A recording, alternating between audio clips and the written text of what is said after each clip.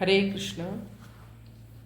इस श्लोक में अर्जुन की दृष्टि के सामने विराट रूप में स्वर्ग आदि लोकों का दृश्य आ रहा है और वे उसका वर्णन इन आगे के 2 श्लोकों में करेंगे।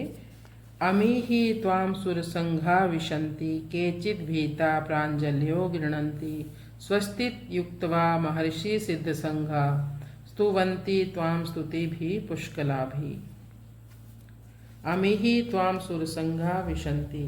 जब अर्जुन स्वर्ग में गए थे उस समय उनका जिन देवताओं से परिचय हुआ था उन्हीं देवताओं के लिए यहाँ अर्जुन कह रहे हैं कि वे ही देवता लोग आपके स्वरूप में प्रविष्ट होते हुए दिखाई दे रहे हैं। भगवान, ये सभी देवता आपसे ही उत्पन्न होते हैं, आप में ही स्थित रहते हैं और आप में ही प्रविष्ट हो जाते हैं। केचित् भीता प्राञ्जल्यो गृह्णन्ति, परंतु उन देवताओं से जिनकी आयु अभी ज़्यादा है, ऐसे आजान देवता विराट रूप के अंतर्गत नरसिंह आदि भयानक रूपों को देखकर भयभीत होकर हाथ जोड़े हुए आपके नाम रूप लीला गुण आदि का गायन कर रहे हैं। यद्यपि देवता लोग नरसिंह आदि अवतारों को देखकर और काल रूप मृत्यु से भयभीत होकर ही भगवान का गुणगान कर रहे हैं, जो सभी विराट रूप के ही अंग हैं, परंतु अर्जुन को ऐसा लग रहा है कि वे विराट रूप भगवान को देखकर ही भयभीत होकर स्तुति कर रहे हैं।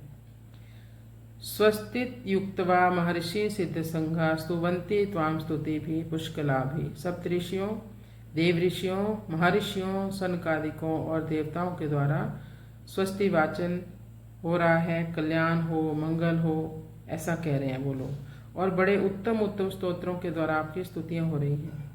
देवता, महर्षि, सिद्ध आदि सब भगवान के ही विराट रूप के अंग हैं, इसलिए प्रविष्ट होने वाले, भयभीत होने वाले, भगवान के नाम और गुणों का कीर्तन करने वाले तथा स्तुति करने वाले भी भगवान ही हैं। भगवान आप ही हो, और जिनमें वो प्रविष्ट हो रहे हैं, जिनसे भयभीत हो रहे हैं, जिनके नाम और गुणों का कीर्तन कर रहे हैं और जिनकी स्तुति कर रहे हैं, वे भी भगवान हैं। वह भगवान के सगुण रूप की विलक्षणता है। हरे कृष्ण।